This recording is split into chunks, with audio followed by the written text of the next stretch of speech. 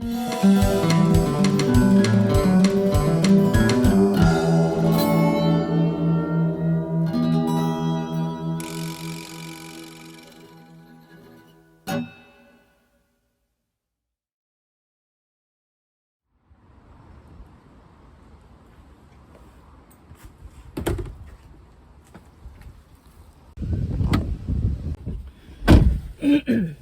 we're on our way up to the allotment. I think I might have something to do, which is quite urgent. I woke up last night from a bad dream and I dreamt that all my broad beans had been completely flattened by the wind. The trials of being a gardener, honestly, the things you dream about. Not only that, but that I dreamt that once I tried to start staking them up, they all burst into flames. So that was that.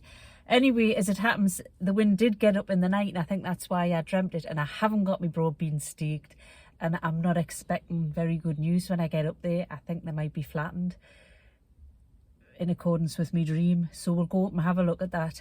On top of that, I barely had a wink of sleep because we got 2 new hens yesterday, and goodness me, what a kerfuffle. I'll introduce you to the hens later on, but we're older hens, weren't very happy, and they were, well, not cock-a-doodle-doing, but making a right fuss all through the night. 4 o'clock in the morning they started squawking and making a terrible racket, so Kelly had to get up and let them out because we've got neighbours, so you know we don't want the noise. Anyway, off we go up to the allotment. We'll see what awaits us there. A bit nervous about it.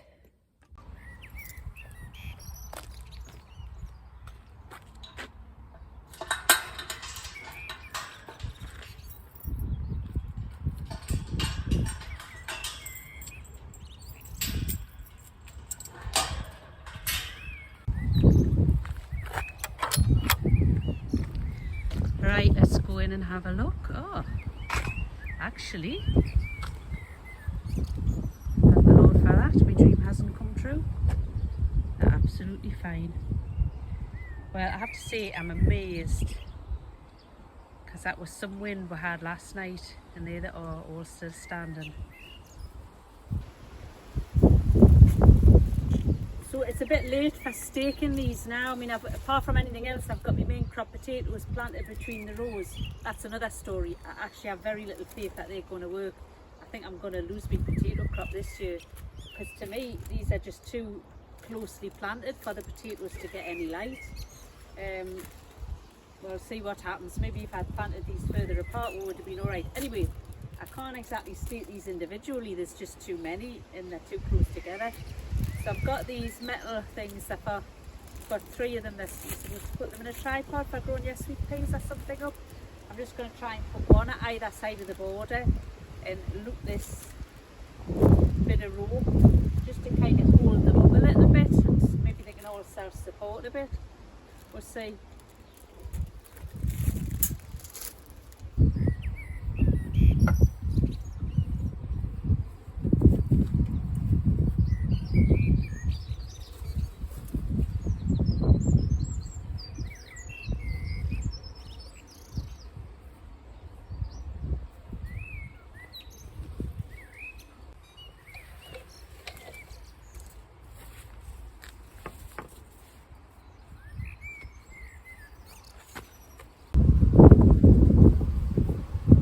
So I reckon I'm just going to maybe do 2 lengths of this and wrap it right round. See if that will help. It'll help a bit.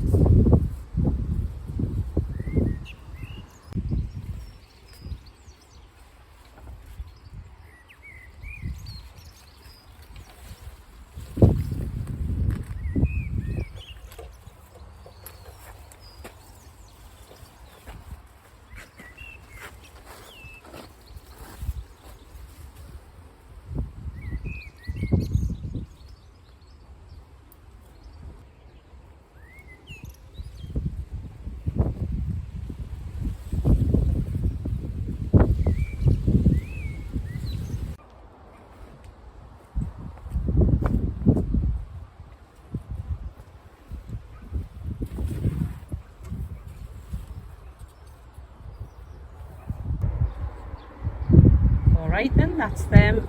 A little bit better supported than they were. Not perfect, I know. And now all I've got to worry about is them bursting into flames.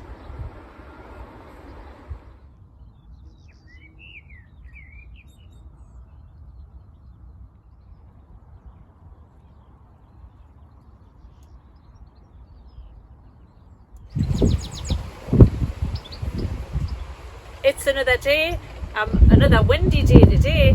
I'm up here today to harvest this rocket. This entire bed is going to be planted with tomatoes if I can ever get them ready for planting. So I'm taking this out today because we're nearly there. I'm going to take it home and I'm going to make a huge batch of pesto.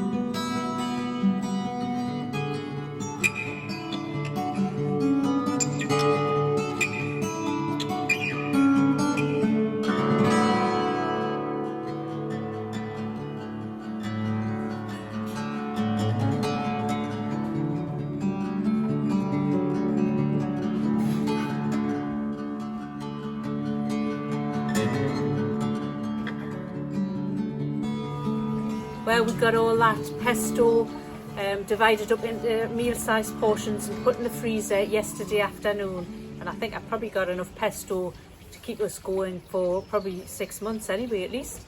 So I thought I'd show you what we've got going on in and around the greenhouse. I'll show you these. These are all my squash plants. If anybody was watching some of my previous videos, you'll know I had a terrible job getting these to germinate. I ended up having to put them, the seeds into Tupperware on some damp paper and put them in a warm room, and eventually germinated after a long time. Anyway, that's them now, so they're looking fantastic, healthy and vigorous. They really need to go in the ground, but I'm waiting for my potatoes to finish in this border behind me here, and then I'm going to put, well, some of them are going in there, some of them are going elsewhere. Also my runner beans, which if you've been watching that you'll know as well I've had fodder, so I planted extra, and that's them.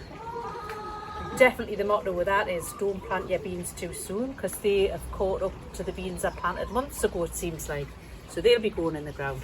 As I say, they're all just hardening off, and they'll be going out into the ground in the next probably week. This is the purple sprouting broccoli that's coming along fabulously. Again, I planted it too early. It's the lesson of the year for me. I mean, I know it was a cold start of the year, mine, so I'm not too harsh on myself about that. Apparently this isn't meant to go in till July, according to Charles Dowding, so I'm a bit soon. I'm just trying to hold it back, and you know, we're not far off now, and they're lovely healthy plants again, so I'm pretty happy with them.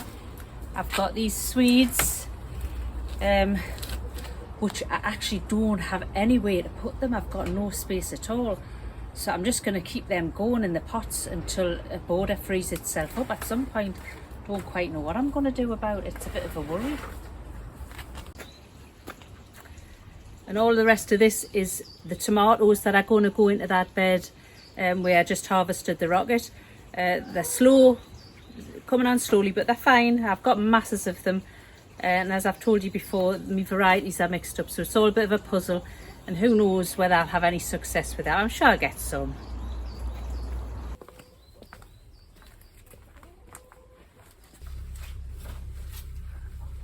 So here we are in the greenhouse. I've got a whole pile of hollyhocks here. I didn't actually realise that hollyhocks are short-lived perennials, and I just thought they were annuals. That was really why I put them in. Anyway, I don't suppose I'll get anything off these this year, but I'm going to have a fabulous display of hollyhocks next year, hopefully. In this tray I've got some January King cabbages, some sprouts, a couple of rows of beetroot. What else have I got? Spinach and purslane. What I'm finding is this January King cabbage is very poor to germinate. I've only got 4 or 5 plants that have germinated there. So I went on to plant another tray full of them. Again, I mean, there's enough there for me, but it wasn't fantastic germination. I'm not sure why, because it was new seed. I've also got more broccoli, which I definitely don't need, but I planted that as an insurance. And that is some wallflowers for next year. These ones are some basil. I've actually never had any success growing basil in the house, outside, in the greenhouse, anyway. Anyway, it's coming on. Hopefully we might get a nice bunch of basil this year. I've put some cucumbers into grow bags. They're a gherkin variety. I grew some lemon cucumbers outside last year and I got a little bit off them. I'm hoping for a bit more this year, so I thought I'd try it in the greenhouse. I also pushed a tomato in there. No idea what variety that is. These are coming on nicely. Quite happy with them. Right, so that's the greenhouse. I'll take you over now and introduce you to the new hens.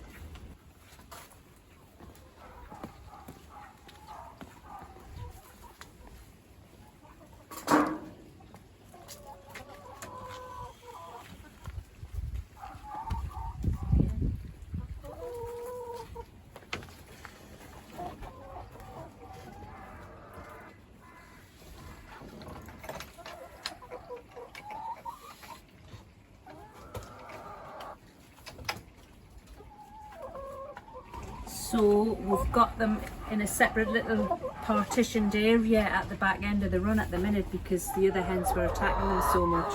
So we're just going to leave them here for a week or two until we think they can integrate. They can keep hopping over, and they do, but they still get pecked.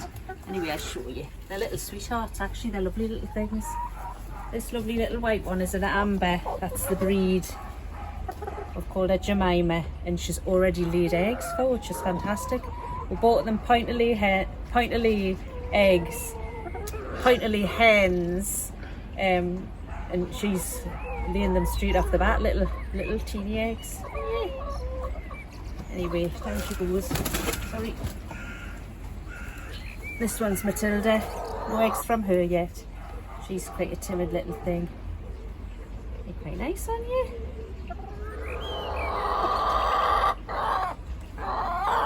Oh, she's getting quite noisy now. Hope we haven't got another one like that. Anyway, thank you for joining us and hope you enjoyed the video. Catch you on the next one. Bye.